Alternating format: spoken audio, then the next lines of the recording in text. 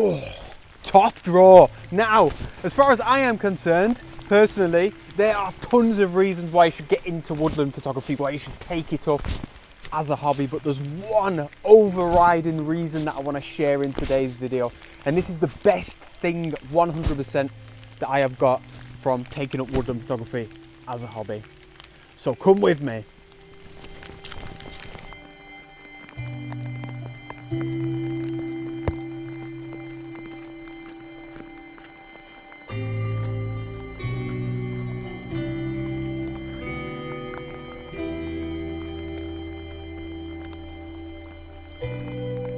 So hello guys, and of course a very warm welcome back to the channel as always as I traverse through this woodland.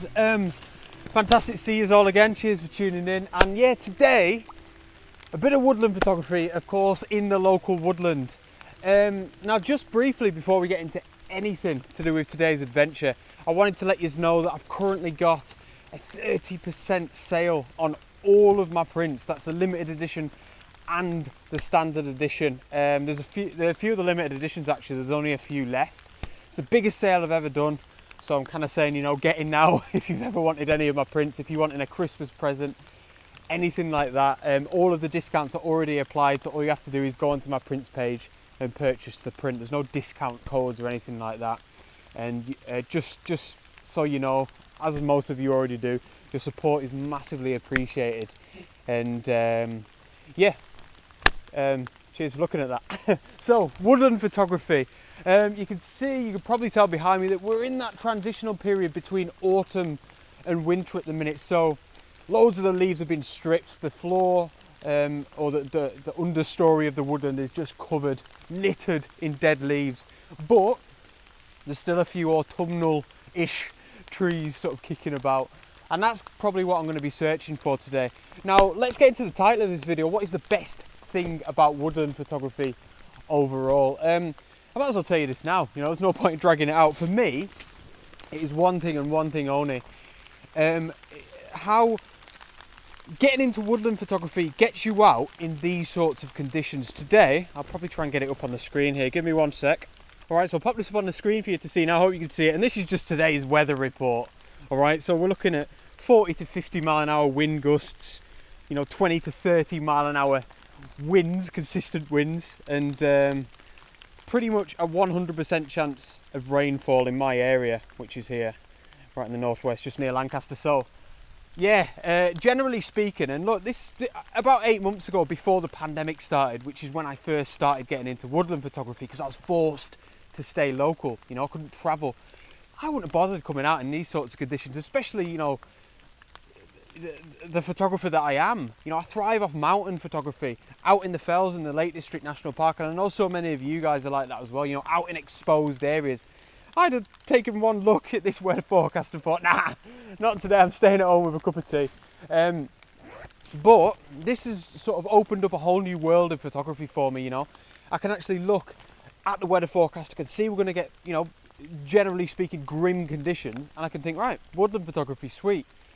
And, you know, without getting into the actual photography itself, any of the technicalities about the art of woodland photography, which is all fantastic, for me, that is 100% the best thing. At the end of the day, that is huge. That has to be huge. You know, it means you're going to actually be getting out with your camera more often. You know, more time out on location, more minutes using your camera. Massive for me. Amazing. So get yourself into woodland photography if you haven't tried it already. It's very challenging, but hugely rewarding, and like I said, if it gets you out and about, it's a winner. So, stunning local woodland. I honestly love this place, and to be fair, we have got a lot to work with today. It's very different from when I was last here, only a couple of weeks ago, when it still felt like we were in the middle of autumn, really. There's been a lot of winds, so the trees have been stripped, but it's just another part of this challenge that we do call woodland photography. So let's go and try and find the first photograph of the day, and of course, come along with me.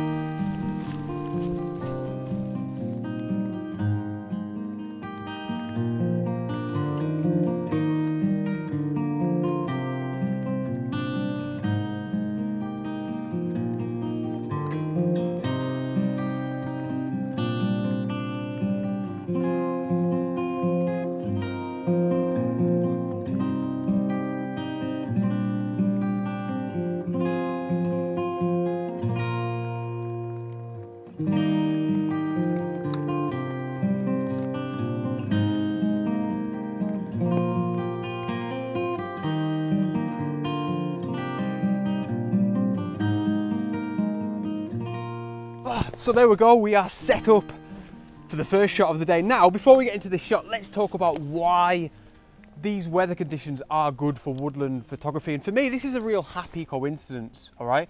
Because rain, especially quite heavy rain, if you can hack being out in it in the woodland, is the best conditions second only to fog. I think fog are the best conditions in the forest. But heavy rain, you still get that beautiful atmosphere. So for me, I think they're really favourable conditions to be out with your camera anyway in the woodland.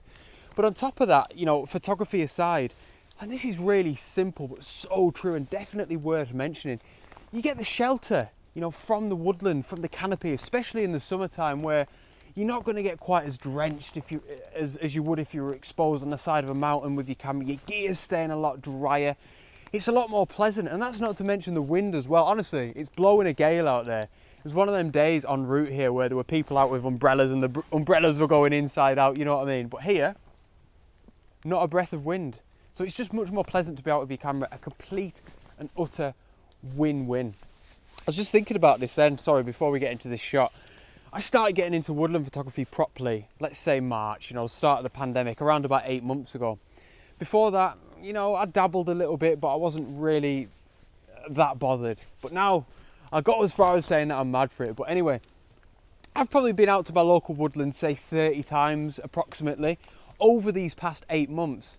Let's say I've been out 3 hours a time. That is 90 hours, at least 90 hours that I have actually been out with my camera, where last year I would have looked at the weather forecast and said, not a chance, I'm staying in and having a cup of tea. So again, huge deal as far as I'm concerned. It means you're out with your camera, you're practicing, you're failing, you're understanding what mistakes you're making, you're improving everything, your composition, your settings, how to use your camera, what it is you're looking for when you're out. There's nothing better for growth as a photographer than when you're out with your camera, you know. So yeah, really, really big deal. So let's get into this shot anyway. A little bit experimental. I'm not sure if I'm going to like it. Really experimental, actually. It's kind of weird. I've never really done anything like this before. Now, firstly, let's get into the composition. Fairly simple. We've got a path that's running through the composition. It's something I'm not a huge fan of generally, but this is very much a scene, as it so often is in the woodland, that I just stumbled across. You know, you saw me as I got here, I had the camera out, you know, no tripod, and I was just checking it out, seeing if there was potential, something felt right, you know. And in this instance, I do actually really like the woodland path. I think it's a nice natural leading line. It runs through the composition. It gives the image a lot of depth from front to back, and I really like that. I've included this one tree on the right-hand side, which I've actually focused on, shooting at f11. The image is just going to, well, the path is going to take us deeper into this woodland, like I said. I think we've got a nice little, I think it's a beech sapling here on the left-hand side. And there's a lot of nice colour in this image, a lot of rusty browns, a few splashes of those mossy greens. And honestly, I quite like it. But even with this tree on the right-hand side, as is fairly experimental. The idea is that we're kind of peeking, we're peering past this tree in the foreground into the depths of this woodland. I hope that makes sense. But now onto the real experimental part. We kept getting these dog walkers walking up and down this path every now and again. And at first, you know, I was just waiting for them to pass, saying hello, whatever.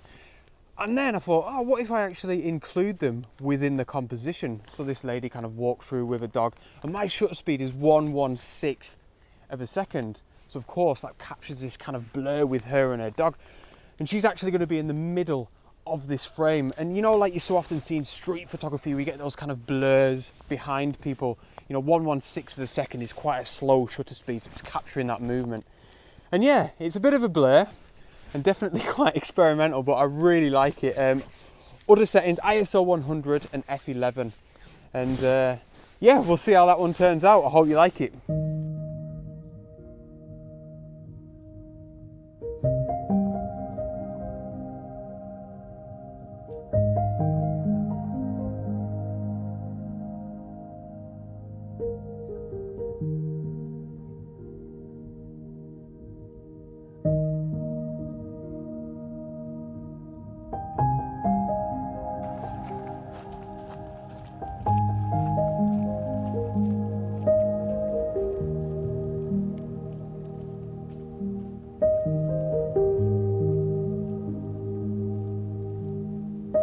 All right, so moving on to this section of my local woodland, which it's probably my favourite part of this whole wood. It's actually quite close to where I park the Red Beast as well. This is, as you can see, still quite autumnal. It's like going back in time a little bit, to be honest. It's really cool. Now, one thing that I look for, especially this time of year, I would say is like colour contrasts. All right, so obviously you've seen the rest of this woodland. It's more into winter, I'd say. It's quite bleak. So if you could try and find small isolated areas of colour, you can really work with something. So that's what I'm going to look around for. Come with me.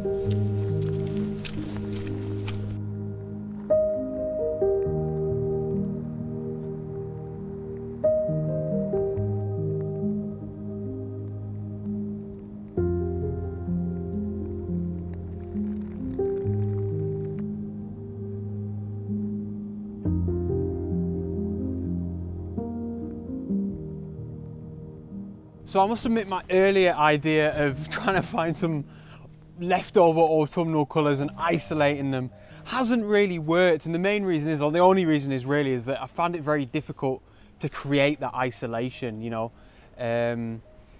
I'd find maybe a nice tree. But I tell you what, it's a really good example. Just at the top of your frame, it should be somewhere now. There's a really huge beech tree just behind me, and it's still got those like sort of vibrant autumnal yellows in the leaves. It looks fantastic. And as soon as I've seen it, I thought, I can make something of this, but I just can't. You know, I've been around it so many times, and no matter where I get to, it's just chaos in the background. So I kind of scrapped the idea, which is fine. You know, there's nothing wrong with looking at something, seeing that it doesn't work, and then moving on.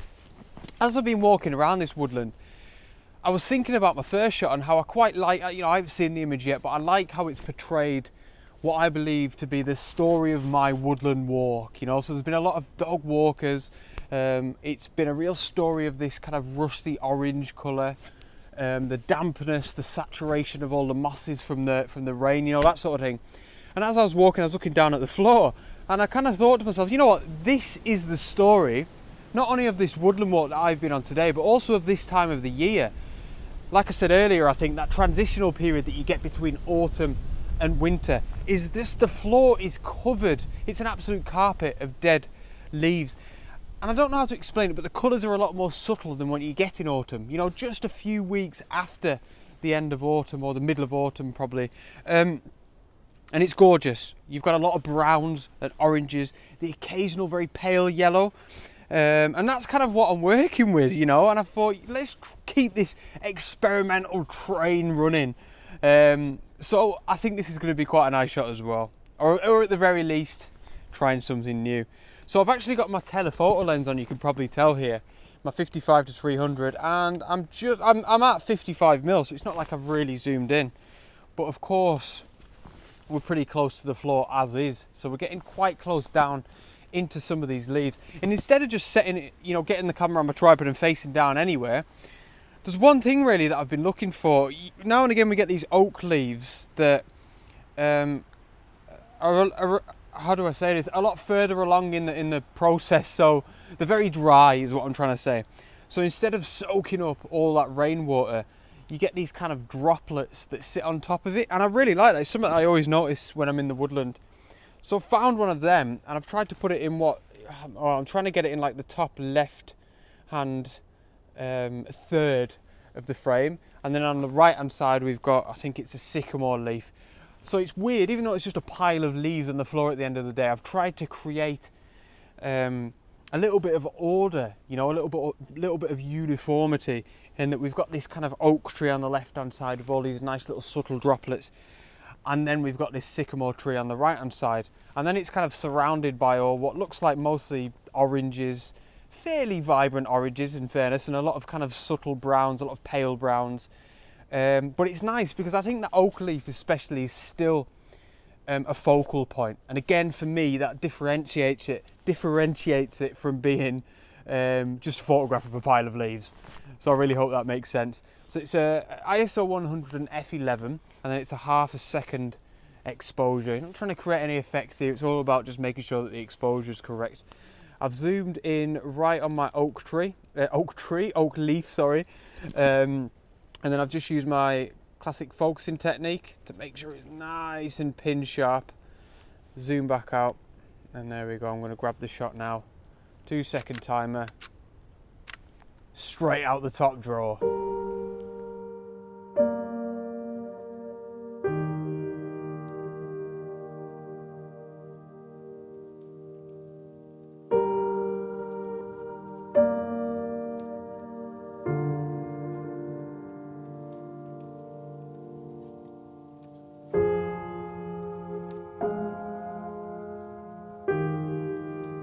So I was just thinking of an analogy really that I can use to try and get my point across about what this video has been about, and that's to use the gym of all things as an example. And look at it like this: you can sit at home and have the best intentions about going to the gym. You can read books, you can watch videos, and you'll get loads of knowledge, which is fantastic, and I encourage that. But unless you actually go to the gym and get stuck in, you're not going to grow. In terms of the gym, we're talking about muscles. In terms of today, if you don't get out with your camera, you're not going to grow as a photographer, and that's what I've been trying to get across in this vlog. And that's why rubbish conditions are classed to come to the woodland in, you know, because it means at the end of the day, the bare bones is that you're actually out with your camera. And like I've been saying, that is huge. That's a massive deal. And that's where you're going to make mistakes. You're going to improve your photography, and you're going to, like I've said, grow as a photographer. So really think about that, and next time you see a terrible weather forecast, go to the woodland. But yeah, I hope you understand what this has been about. So just before I leave, just once again, I'll mention my print sale. Please go over and check it out. I'll leave a link in the video description below and one up in the corner of this screen now. And yeah, it's the biggest sale I've ever done. 30% off every print, all my limited editions. It's not going to be on forever. It's just probably in the run up to Christmas, you know. And yeah, I look forward to sending some of them out, and thank you all so much for the support. If you have a quick second, please give the video a thumbs up. It really does help out my content just below the video there. And yeah, thanks for tuning in. I hope you enjoyed it, and I'll see you on the next adventure. Out.